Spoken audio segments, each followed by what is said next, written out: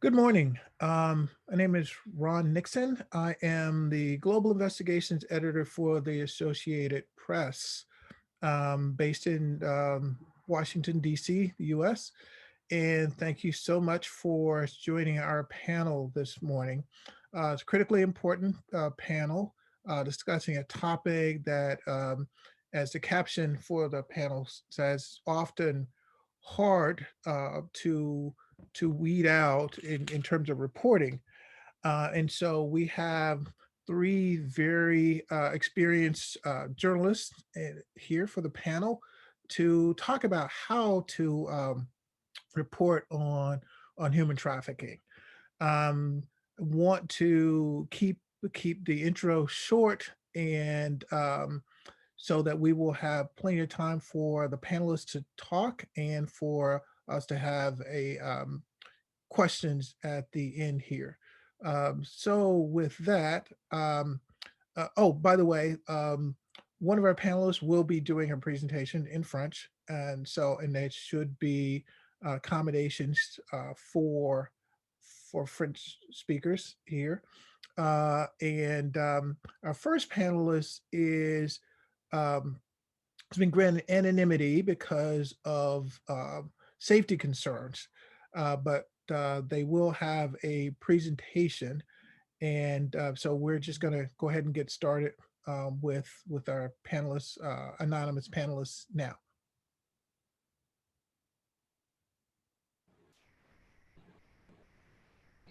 Hi, everybody. I would like to use Anonymous from Uganda because the story I did recently this year is still an investigation, so I wouldn't want my face to be shown to the public right now. I was trafficked to Dubai in January this year on fake identity through airports and some international airports in Uganda. And I have been working with the Vision Group, Uganda's leading multimedia company, for 7 years now.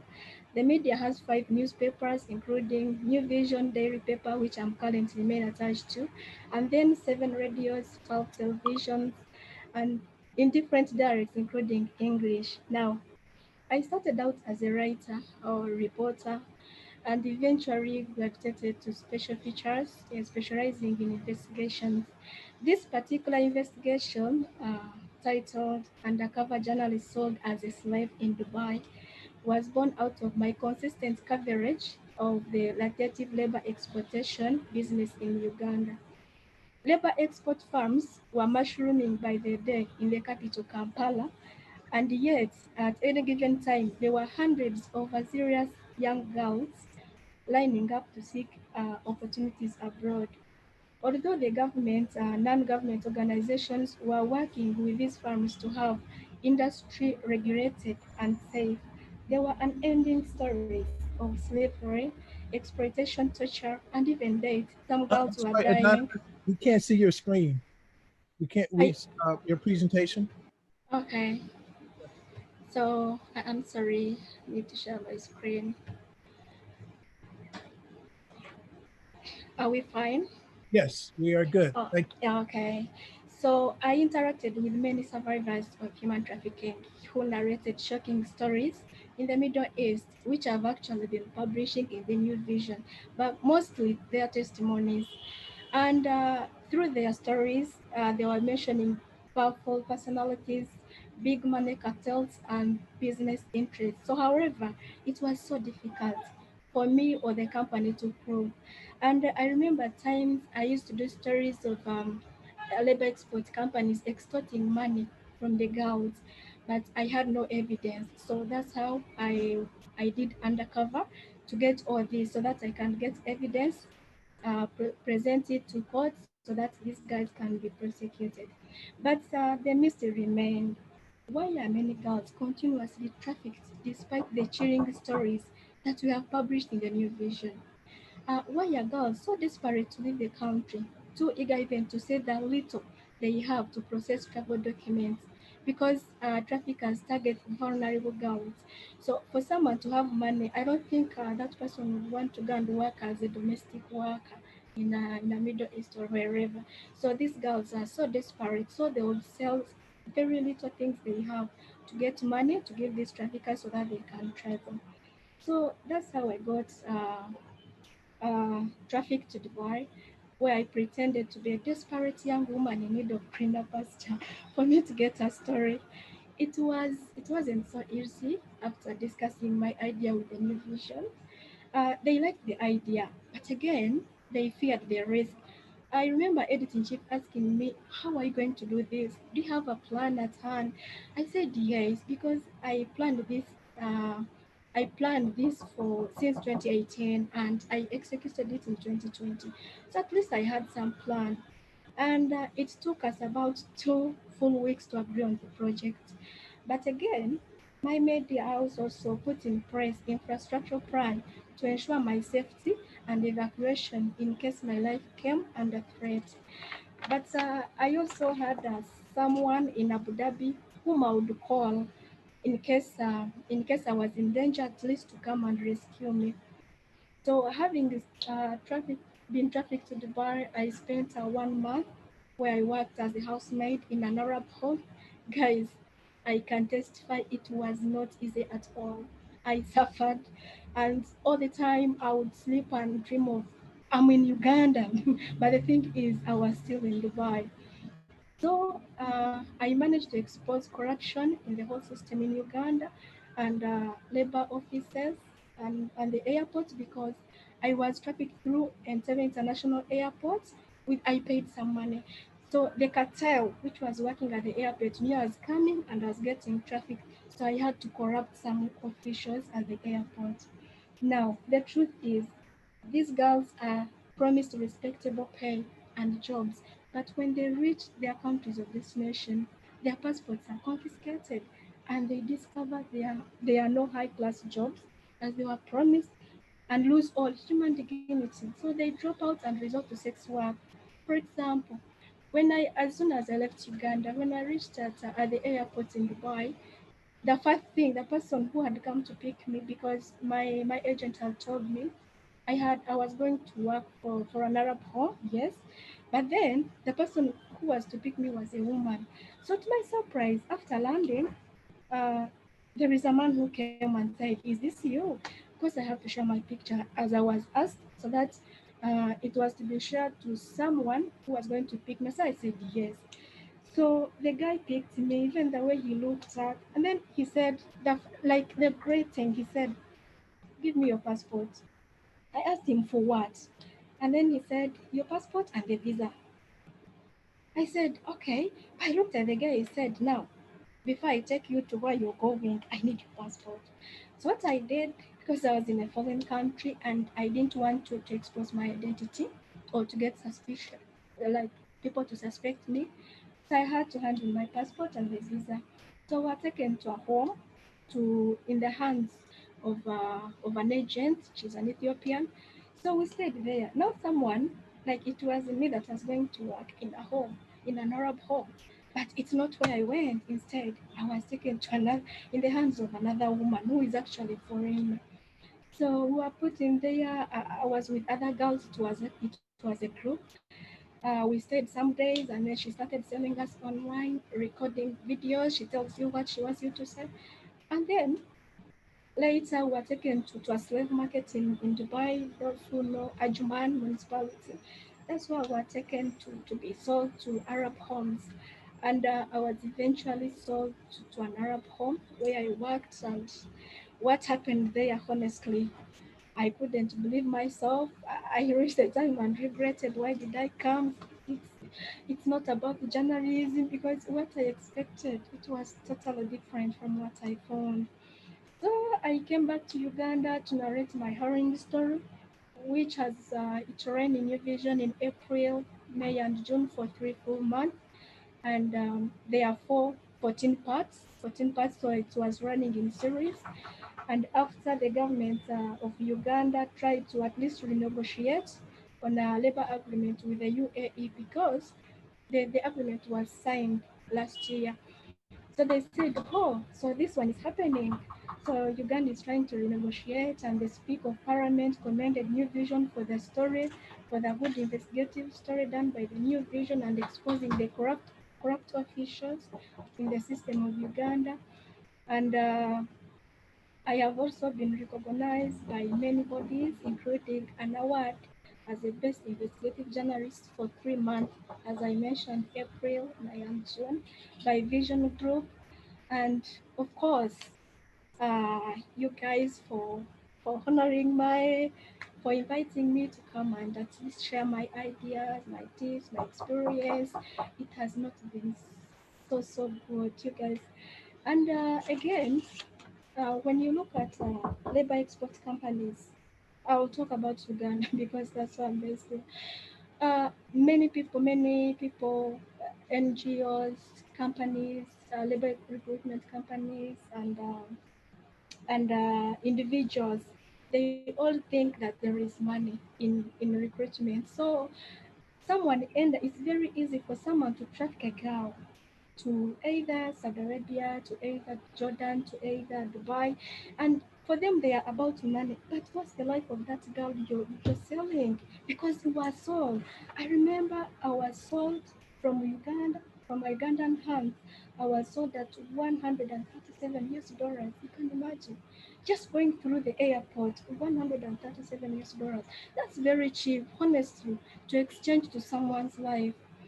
So at the end, uh, we look at the country, another country signing agreements, but what has the both governments, in fact, both governments, what have they done at least to fight this human trafficking? At least Uganda has no capacity of fighting human trafficking, but there are some measures, and one of the measures is the agreement signed. Uganda signs the agreement with the UAE. So at least there must be an agreement on working conditions of domestic workers.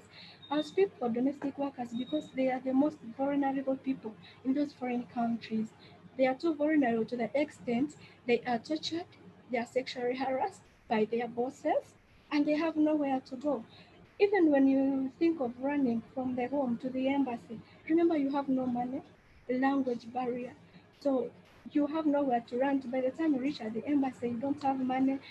Some end up at the streets. For example, guys, the four girls I went with, they run and they have no passports. So I am thinking they're on the streets of Dubai, selling themselves at least to get money to pay themselves out. So, some of my observations, the airport security is not what is on the surface. There is stinking corruption abetted by the powerful government officials or highly connected officials at the entry and exit point. So it is actually not, it's not simple to identify victims of human trafficking. Let's say at our border with the Kenya, girls go through, and when officers try to intercept them, they say, we are just with our colleagues in Kenya, we have family members.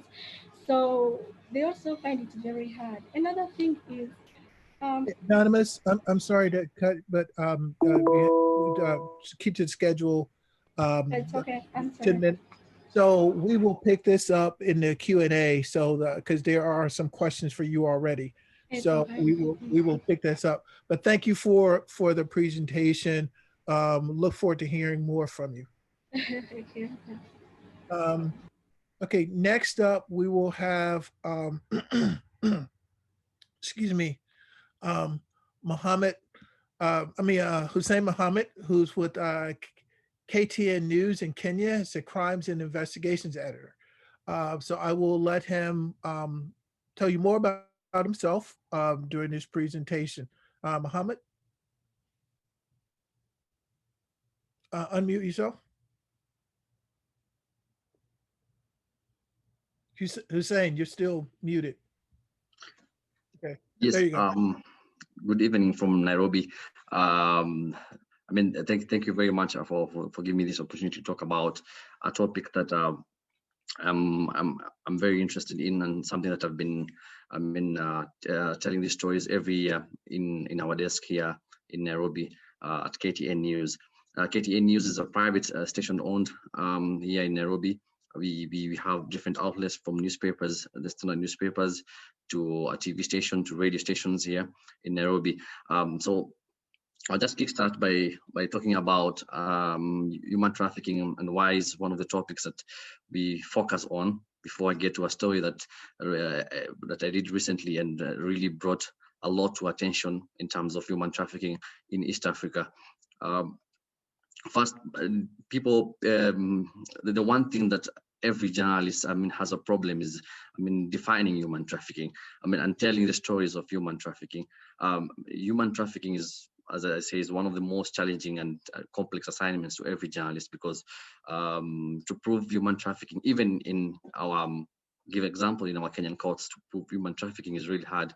That's why most of the courts go for go through the Sexual Offences Act and trying to prove that, because proving human trafficking, you have to prove from the source, to prove the intent, to prove it takes a lot of time.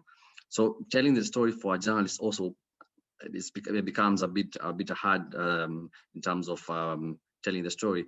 And just to pick it up from where Anonymous from Uganda left, there's a story we did again from Uganda. We called the KARAMAJONG servants. The KARAMAJONG region is a region in northern Uganda. People say it's one of the biggest sources of human traffickers in East Africa. It's because of the population of poor Ugandans who are there, and most of them are girls. And in our desk review research, and what we got there is that girls as young as 12 are being trafficked now to here where we are in Kenya, in Kenyan homes, to work for the Somali community. And in the recent times, there have been an increase of the girls from 8, 12 to 15 years who are being trafficked. The process is very defined from where they buy. Once when we're doing the research, we were told that the girls are being bought. It was a shock to us, but once our undercover journalists went down there, we bought a child. For in Ugandan money, it's around 50,000 Kenyan Ugandan money. In Ugandan money, in Kenya shillings, is around 1,450. That's around $14. That's the price of human trafficking.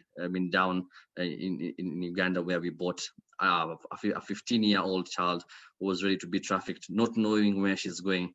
So I'll just play a small teaser of what the story is about, and I'll give a preamble of what we did.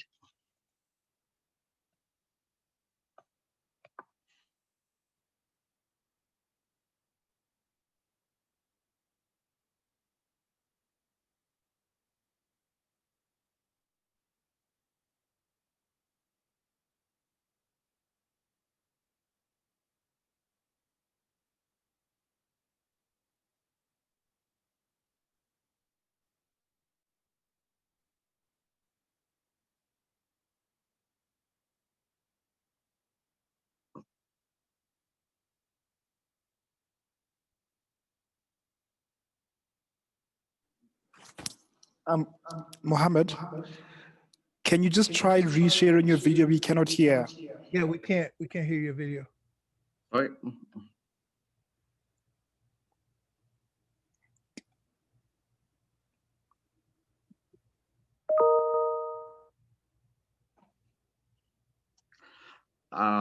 So the expose was about young girls who are being bought like commodities in Uganda. So our undercover journalists, we posed as an undercover as a buyer in a market called Arapai market in northern Uganda, where we bought we bought a child from their mother, which was more shocking to us because the mother was willing to sell her own child. So we bought around $14. We bought the child. And then the child did not know where she was going, but she was ready because we already paid the price, and it's normal. It's a normal thing during the market day. While commodities are being sold in one side, other side, human beings are being sold. So we bought the child, and then went to Kenya. But for us as a journalist, we did not take the child all the way to Kenya. Of course, later, as you've seen the story, we took the child to the nearest police station and reported what was happening. But on the bottom line is that in the issue of human trafficking, from how they are being bought there. In Kampala, they act as beggars, and in Kenya is where now it gets worse, where they are sexually exploited. From this, remember, these are 8 to 14-year young girls who are sexually exploited, and we reports from Uganda also tells us that some of them are being taken to Somalia, to the Al-Shabaab. So our report dubbed KARAMAJONG servants. Once we did the report, we were able to rescue, after the report, 114 girls were rescued after we did our report and taken back to their homes. Remember, these young girls were trafficked by a Ugandan trafficker who was also arrested after we also did the report. So just to talk about some of the common mistakes that we also got to understand during telling this story is the definition of different words, including human trafficking and human smuggling. These are completely two different words. Human smuggling is one thing that as journalists we try to say this is trafficking, but it's not trafficking, it's smuggling. For instance, human smuggling is aiding illegal entry of a person into a state, smuggling of immigrants. Remember, something has to happen in terms of the factors considering human smuggling is that it has to happen across borders compared to human trafficking, and human trafficking can happen even in your community. And that's what you were trying to tell the people that when we were doing the story, this is human trafficking. They say, no, this is normal to us. So for them, it's normal, but having to know as a journalist, know the definition of human trafficking, what it means, gave us a good glimpse of what we were against. And also another word that is confusing is prostitution and sex trafficking. One is voluntary, the other one can trap victims to do involuntary sex work, of coercion, of threats, force, of fraud, depends on what the perpetrators are doing. We have done the different exposés in terms of human trafficking. To just kickstart, to just play. I don't know if you can be able to hear this one, Ron. This one of a similar expose we did. This is a story of young boys who are trafficked from Ethiopia. Just to give an example, trafficked from Ethiopia to Kenya. These are 10-year, 14-year-old. They come, they are brought all the way from Addis Ababa to a small town in Moyale, the border of Kenya and Ethiopia, where they work as they are forced labor. They work in Kenyan homes. This is just a small teaser. I don't know if you can hear it.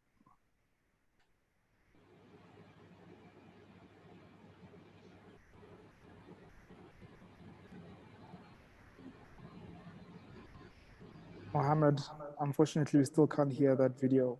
Yeah, we can't.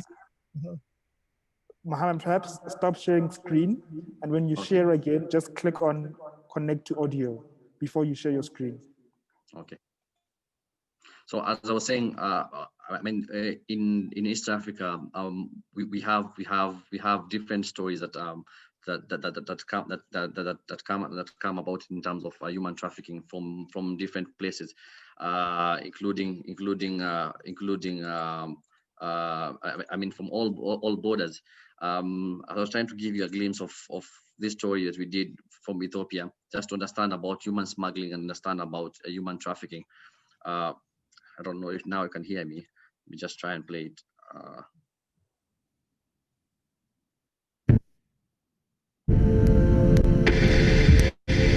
Uganda to Kenya. People are prepared to do anything. It has become a...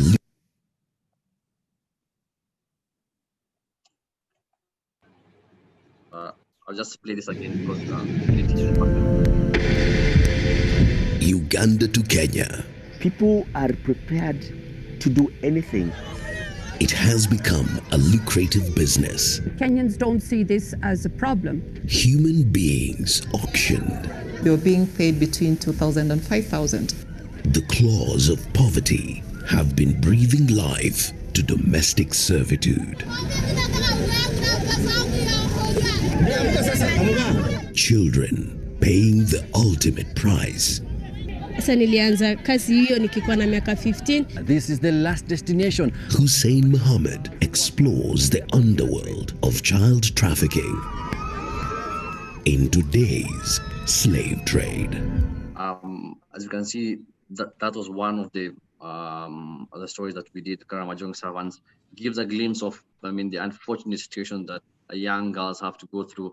And remember, when we talk to the communities, they think this is normal. To them, going to work, in homes, for them it's normal. But in real sense, this is human trafficking. Just play another short 1 minute clip video. So we have yes, to please, Ron. we have to wrap it up. Because you have some technical difficulties, I'll let you go ahead and play this one. Okay. So go ahead. Okay. Let me just play this one. Okay. A short story of young a different angle, all the way coming from another country to Kenya. Just play it, sorry. We are about to get to this dark world of external human trafficking here in Western Nairobi. In India, his agent, Sunny, he frauded us. He said you have to dance only, nothing else.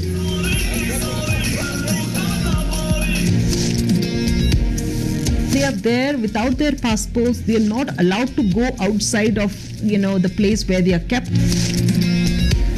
They end up being actually exploited sexually. We have forced to touch our body by customers. We only use to highlight cases of trafficking for Kenyans going to the Middle East. Bought and sold as commodities into prostitution and forced labor. So as I wind up, that story shows, once we did that story, those young girls from India, they were taken back to their home countries in Nepal and India. This shows that human trafficking can happen in all sides. In East Africa, all the way coming from Asia now to Africa.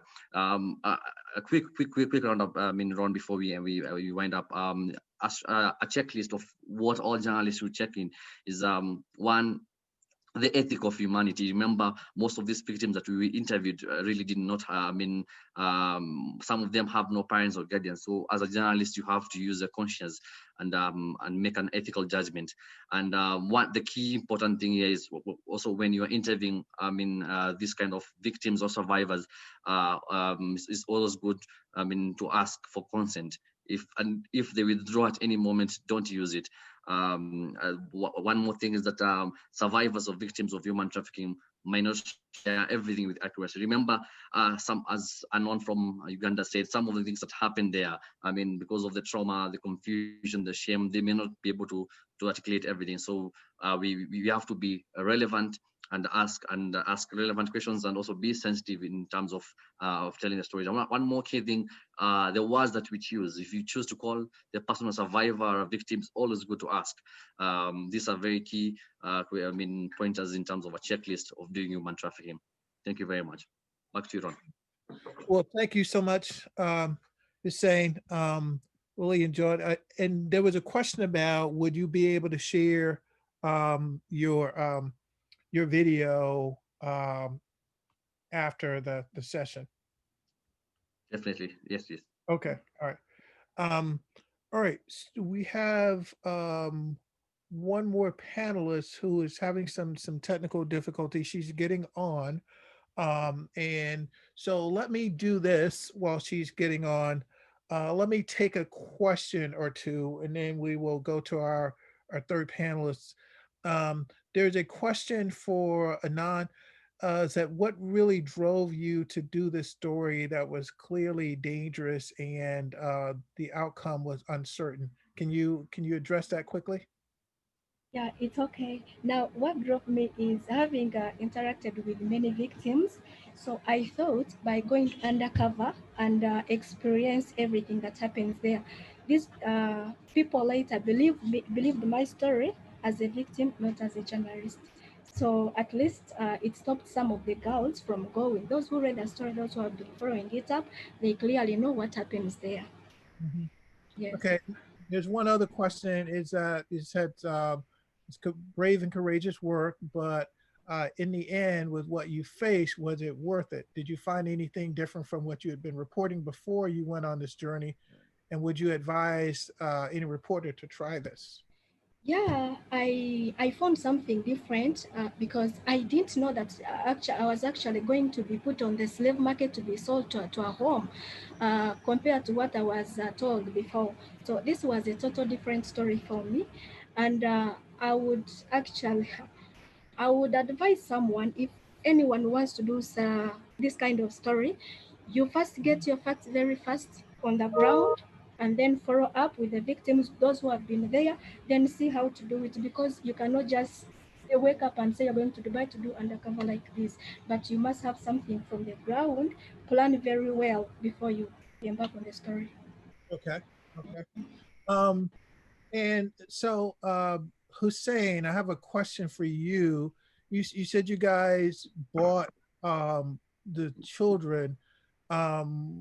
Question on just in terms of that for journalism. I mean, did you guys feel like that was the only way you could show that this was happening? Um, can you speak to that? Yeah. I mean, there were all options on the table to try and see how we can document this kind of story. But one that we could show. Remember, most of the people down there are illiterate. Most of the people, I mean, the policymakers did not believe this kind of thing is happening. So for us, our story is so as to influence policy and have an impact. We had to, I mean, pose as buyers and as an undercover journalist and as buyers, and we bought the child. I mean, shockingly from the mother, and the mother was really willing to sell to us, even two of our children. But I mean, we just got two. She had 4 children. We just got 2 of them, each at $14. And you can imagine if you see the video, we walk together. I mean, with the undercover journalist. I mean, they even don't know where they are going. For us, that was the only way that we could have impact, and we did have impact because the government of Uganda, the government of Kenya, all came up in arms in terms of advocating for the rights of these children. Okay, and when you took them to the police station, what happened then? So when we went to the police, we informed the police of what was happening. I mean, at the market, and I mean, these girls were taken later to a safe house. Remember, once we rescued the girls, about 114 girls who were rescued from Kenya, more girls were rescued from Uganda. They were taken to safe houses, which non-governmental organizations put up. One thing that to note is there's a lack of safe houses by government. The governments of Uganda and Kenya do not have safe houses to put these victims and survivors of human trafficking. So they have to solely depend on facilitators or people from the NGOs who really help in terms of the safe houses. That's what's happening. All right. And were any of these girls sent back to their families? And is there a chance that this will happen again? Definitely. I mean, for what we did, even the follow-up stories, they were sent back to their families. But remember, the backdrop of where they come from. These are poor families. The backdrop of KARAMAJONG area. I mean, in terms of food, in terms of how surviving in that kind of area. For the mother, I didn't see giving $14. I mean, or 50,000 Ugandan money, or 1,450 Kenya shillings. To them, this is good. I mean, they have not received an amount of money like that in days or weeks. So yeah, for them it was it's something that we think to repeat. But the government of Uganda has cartels in terms of trafficking right now. Okay. All right. And so one more question here. Our third panelist is on, and I will go to her in a minute here. But there is a really important question for Hussein, for you and Anon, which is, how do you go about doing this kind of story when the victims aren't ready to talk or to grant an interview?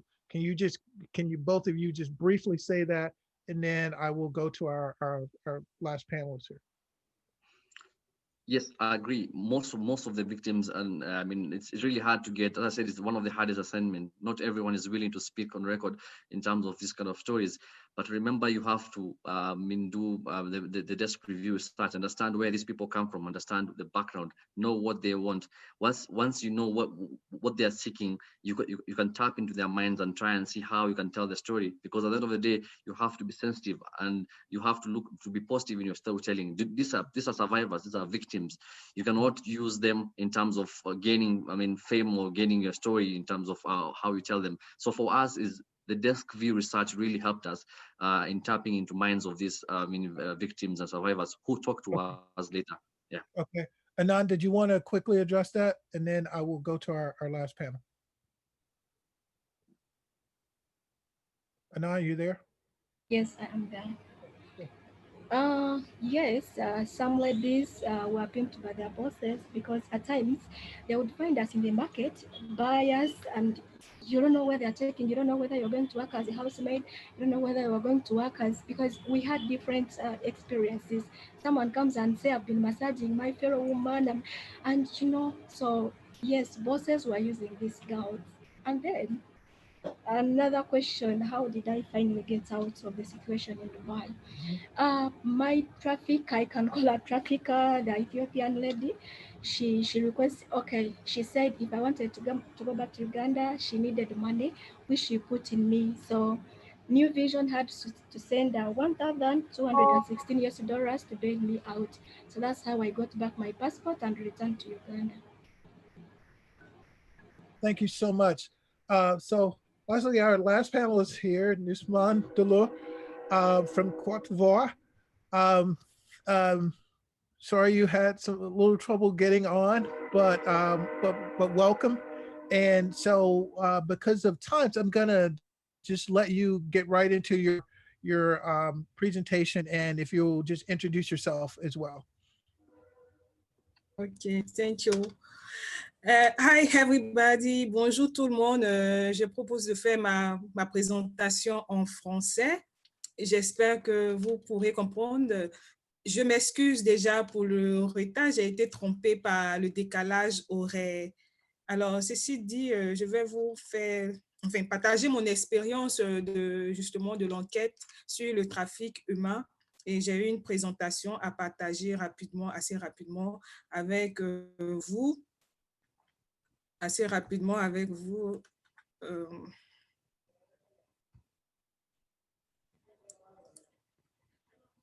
Alors, pendant que je partage la communication, I have to speak in French because I want to be clear. My English is not good at all. OK, donc confronter et dénoncer le trafic des êtres humains.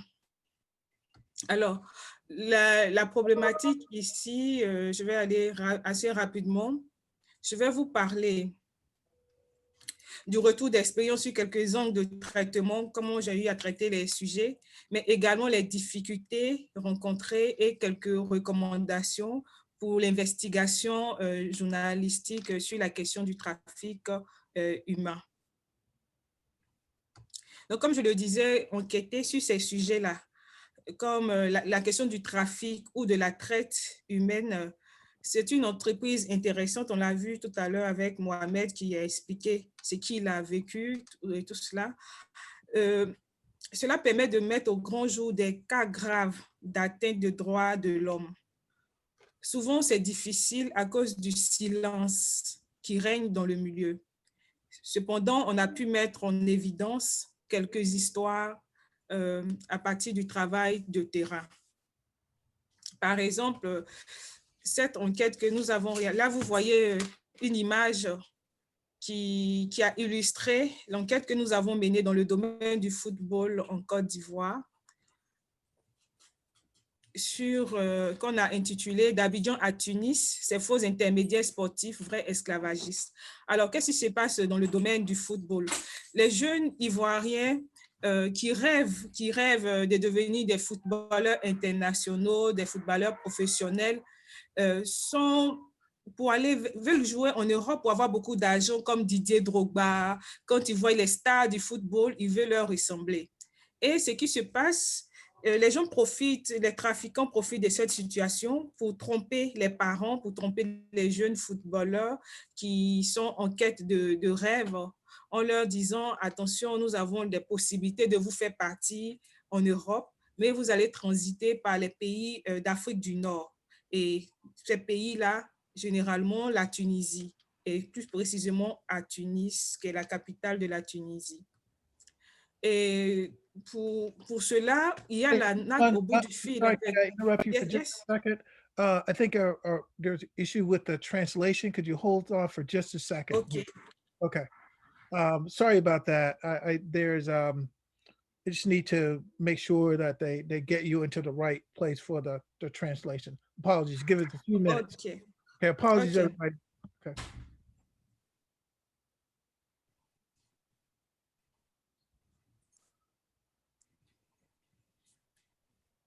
So we wait for the translation, is it? Yes, there's supposed to be a translation for this. Okay. Okay. Just give me a few minutes here. Let me find out what was going on. Okay. They're saying there's no translation at the moment, but can you, I know you said your English is not great, but could you try to do it in English if you wouldn't mind? And if there's issues, apologies, we will try to help you if there's any issues. I will try, but my English is very, very bad, but I will try. If it makes you feel any better, I will speak my bad French to help you. Because I'm okay with French. Okay. But what I want, if you will just try, and then I think people will understand that there's some technical difficulties here. So really apologize. But I can summarize. I can try to summarize this part in English. I can try to summarize. Right. And so I'm also being told that we can get your presentation and have it translated later. But yeah, if you would, so let's do this. If you want to summarize it, and if it becomes possible, then just speak it in French, and we'll deal with that. Does that make sense? Okay. Okay, so let's go ahead and try. Okay, so I was speaking about human traffic in sport in Ivory Coast. Because we as journalists, we used to work on human traffic, but not in sport, in football. And what we discover is that in football, young people who want to live their dreams. They dream to go Europe, to become like the football star like Didier Drogba here in Ivory Coast. So some people tell them that they can help them to go to Europe, but really they can't. So they are trafficking in the north of Africa, in some countries like Tunisia, in Tunis, the capital. So it's this story I work on with some colleagues. One of my colleagues is like a collaborative investigation.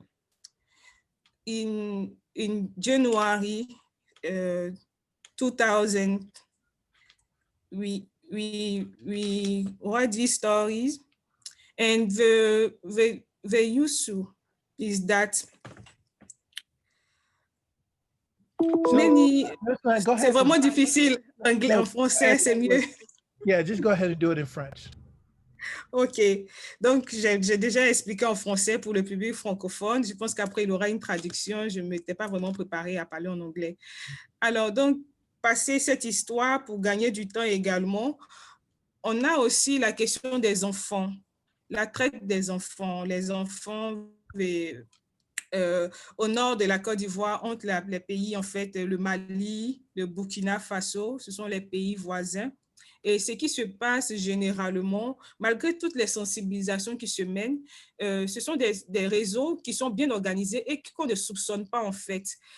souvent, ceux qui sont à la tête du trafic, ils sont en Côte d'Ivoire, mais ils ont des partenaires dans les pays comme le Burkina Faso, le Mali. Et en enquêtant sur cette situation-là, on a découvert qu'il y avait vraiment un réseau bien ficelé sur la filière malienne qui partait jusqu'au pays Dogon.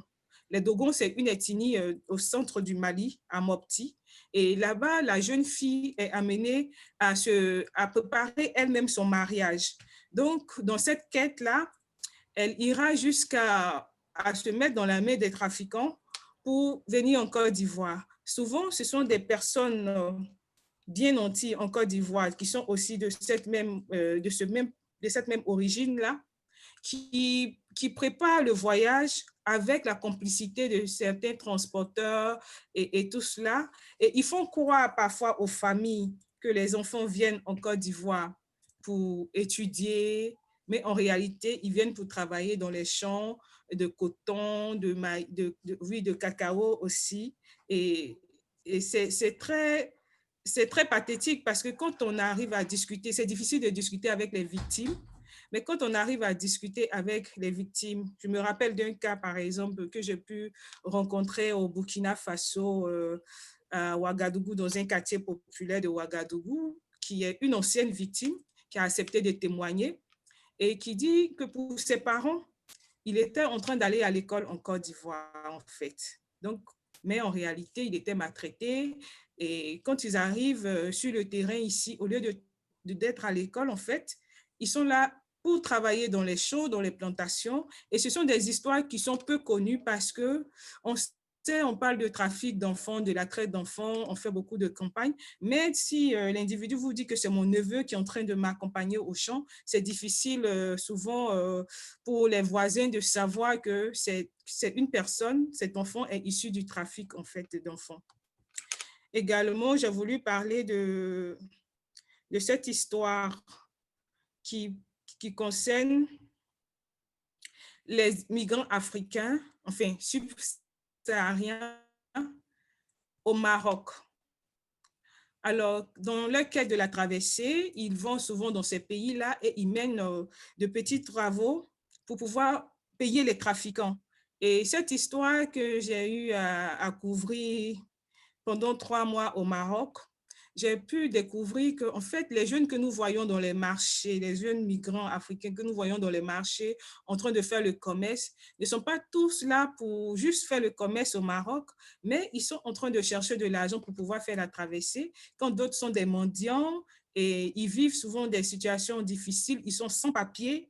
Alors, la situation au Maroc, c'est vrai par rapport à la Tunisie où c'est un peu plus difficile. Au Maroc, c'est vrai que le traitement est plus soft, mais ce n'est pas toujours évident pour ces migrants africains-là. Et j'ai laissé également les liens de ces différents articles pour que vous puissiez les lire et voir comment c'est édifiant et comment c'est difficile aussi. Et c'est ce qui va m'emmener maintenant peut-être à parler des difficultés en fait qu'on rencontre quand on travaille sur ce genre de sujet. J'ai pris ces 3 cas-là. Les difficultés, c'est l'accès aux victimes, c'est vraiment un challenge parce qu'il y a une sorte d'omerta sur le sujet et c'était plus frappant dans le monde du football où lorsqu'on a contacté le collègue et moi qui avons travaillé sur ce sujet, on a contacté des personnes, des officiels.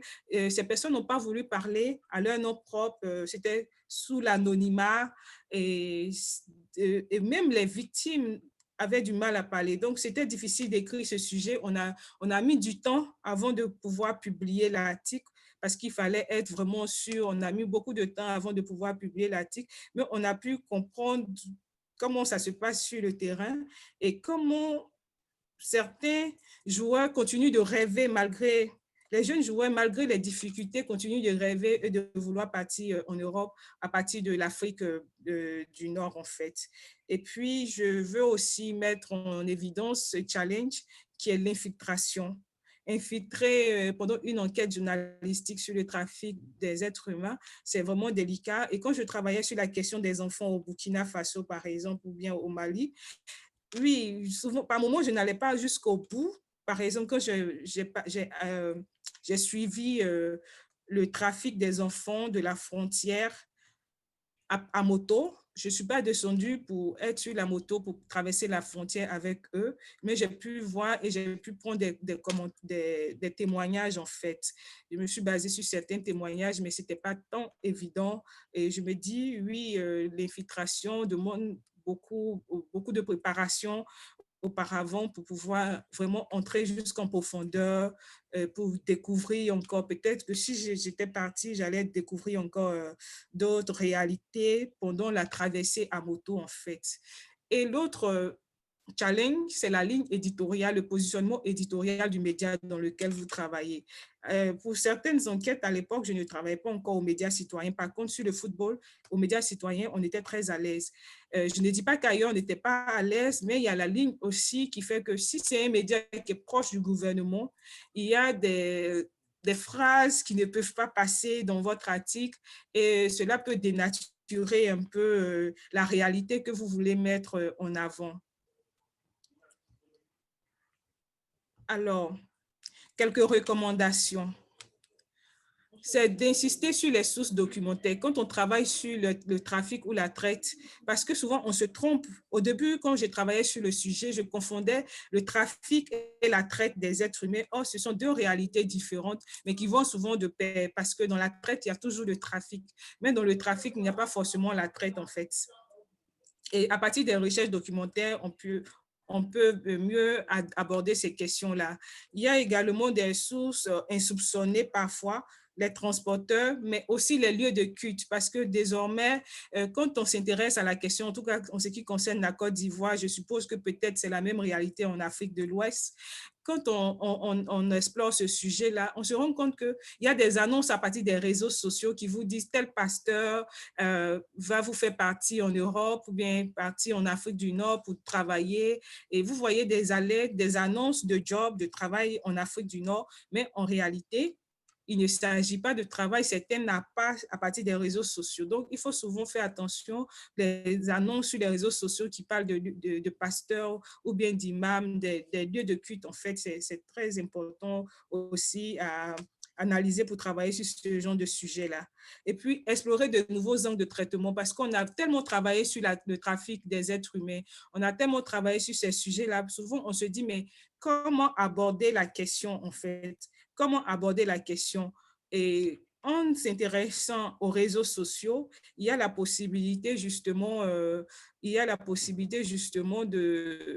trouver aussi un angle original de traitement à partir des affiches et en prenant en fait le contexte aussi des fake news sur les réseaux sociaux liés au trafic de l'homme, parce que les fausses annonces sont des fake news en fait. Et donc, on peut trouver des angles originaux et puis explorer également les données. C'est vrai que peu de données existent sur le sujet, mais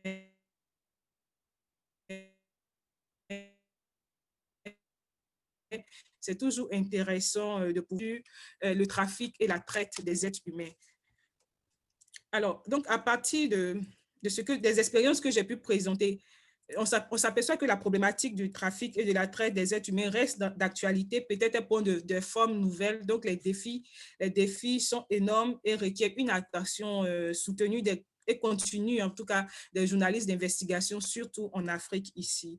Et j'aimerais dire aussi qu'il y a le défi financier, en fait, parce que pour travailler sur tous ces sujets que j'ai cités, très souvent, ce n'est pas la rédaction qui vous donne de l'argent pour travailler sur vos sujets. Soit ce sont des financements de partenaires qui vous permettent de réaliser ces enquêtes-là. Sinon, c'est vraiment difficile dans nos rédactions de travailler. Je ne sais pas la réalité ailleurs, mais ici en Côte d'Ivoire, pour ceux qui font le journalisme d'investigation, par exemple, dans le secteur du football, c'est dans le cadre d'un projet Récoltea qui travaille sur la question des migrants que nous avons pu bénéficier d'un financement pour traiter ce sujet à l'issue d'un appel à candidature. Donc, plus ou moins, voilà ce que je voulais vous présenter. Merci, thank you. I don't know if you get me, but after you will have summarized in English, I suppose. Thank you. Thank you so much. I really appreciate that. And I do want to, we have about 5 minutes before the session ends, but Okay. we can go over a little bit because I know things were a little uh, it's up here. So let's questions for the panelists. There were some other questions from before, but if there are other questions, I'll take maybe 4 or 5 questions for all the panelists. And then one was from Daniel about it's for Anon, like how did you get out of Dubai? What? See? Oh, this was for Anonymous on how did she get out of the situation in Dubai?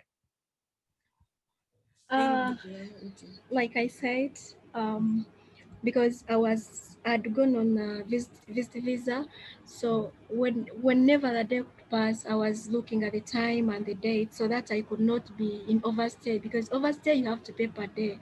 So I was in touch with the New Vision, and when time reached, I contacted New Vision. I first filed a complaint to my agent, and she said, no, if you want to go back to your country, you pay the money.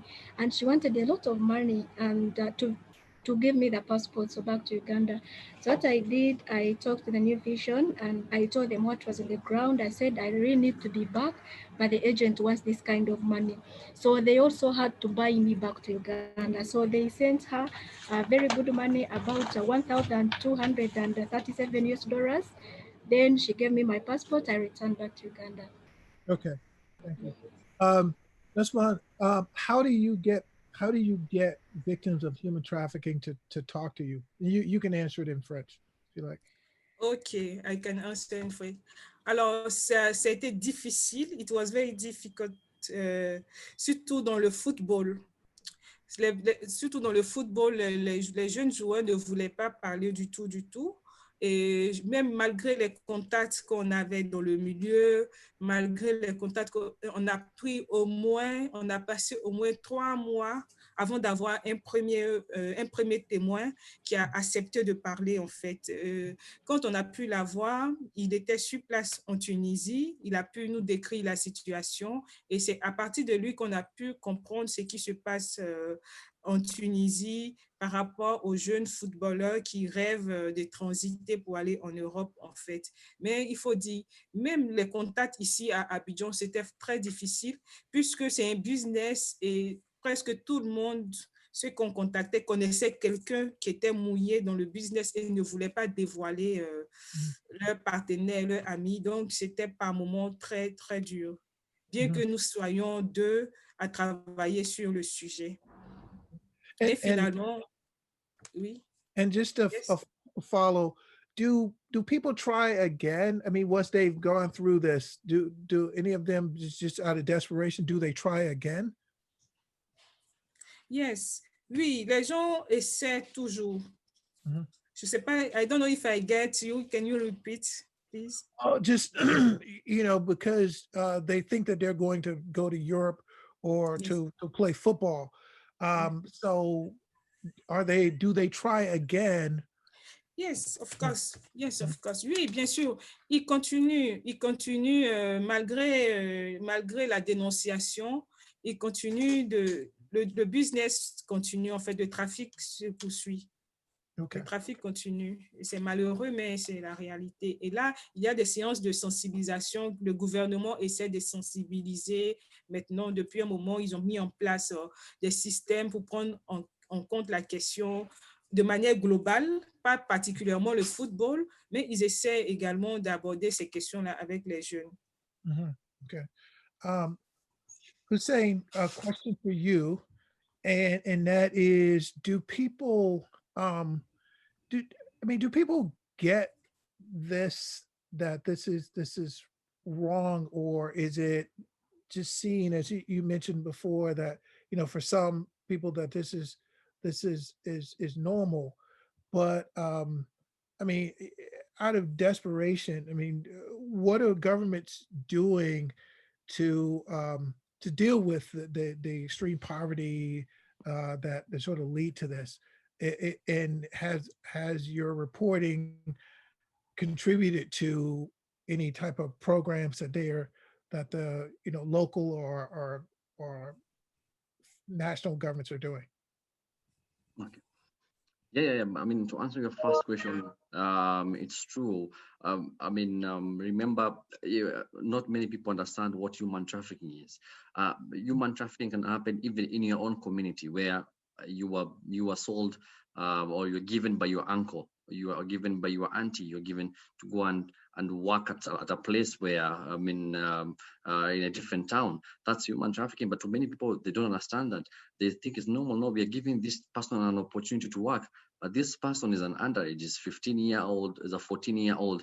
But to them, they think, no, we are giving an opportunity. The family is poor, so we're giving them a chance.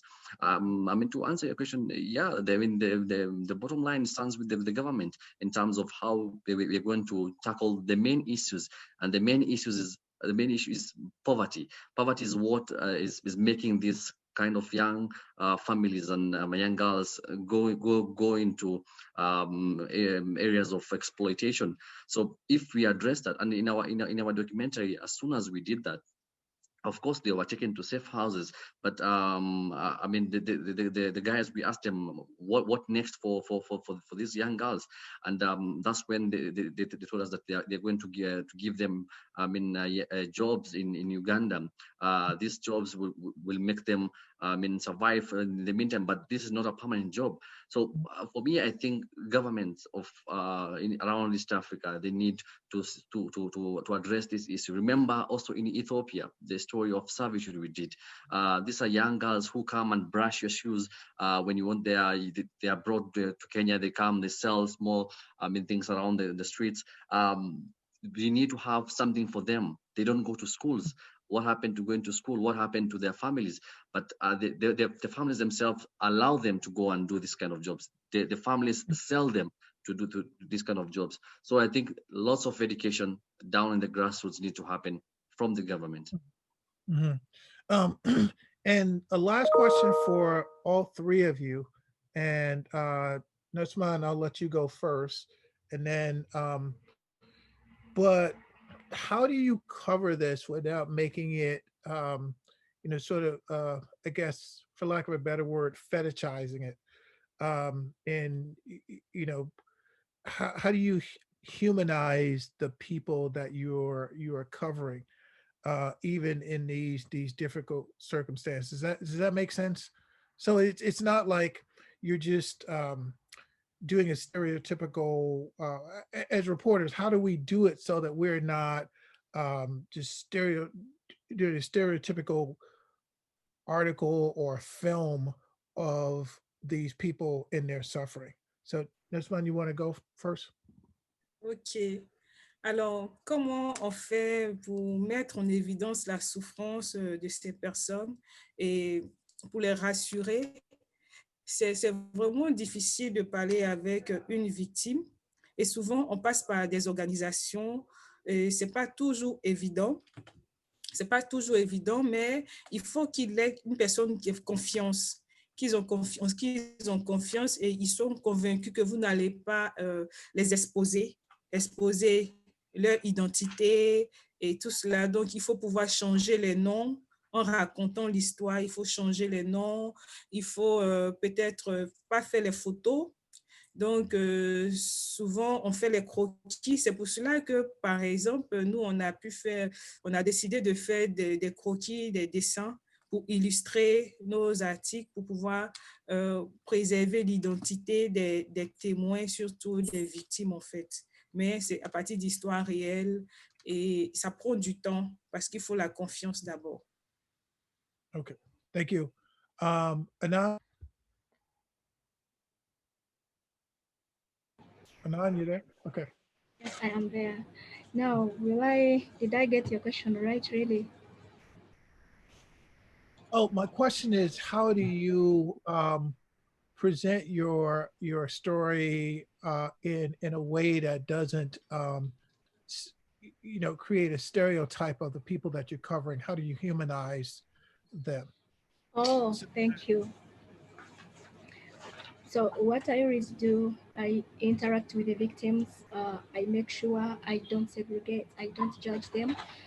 And they tell me the whole story, like whatever they went through, we become friends. And I always say I will always protect my victims. So by the time I come up with a story, by the time I run the story, my victim is protected, and it also serves my own interest. All right, thank you. Hussein? I agree with my colleagues. I mean, protecting of the victims is key. For me, I believe research and doing reconnaissance really helps to be in touch with the people you are. I mean, you're going to tell the story about, and having the ethical, I mean, journalistic judgment, being having your conscience straight, and I mean, also telling the people what you are doing. You know, problem with many journalists, we do not tell them what we are doing. At times, we tell them what we are doing. This is a story I'm doing. I'm telling this story because I want to influence policy. I want to tell the story in this way. I mean, that's what worked with us. We did not film the first 10 days. We were just staying with them. I mean, seeing how it works around, understanding, I mean, their language, understanding how they work around. And this really helped us in terms of our research. So for me, research is key in terms of telling human trafficking stories. Okay, all right. Well, so thanks to my fellow panelists here, a hand for them. And their presentations will be available, and there will be a recording of this panel as well. So thank you so much. I really appreciate it. It's been a great panel, and that I hope that you guys will attend the rest of the conference. Unfortunately, you know, we're not able to meet in person this year, but again, hope that you enjoy the rest of your panels. So thank you so much, everybody. Thank you, Nixon. Thank you. All right, take care. Thank you very much. Yeah.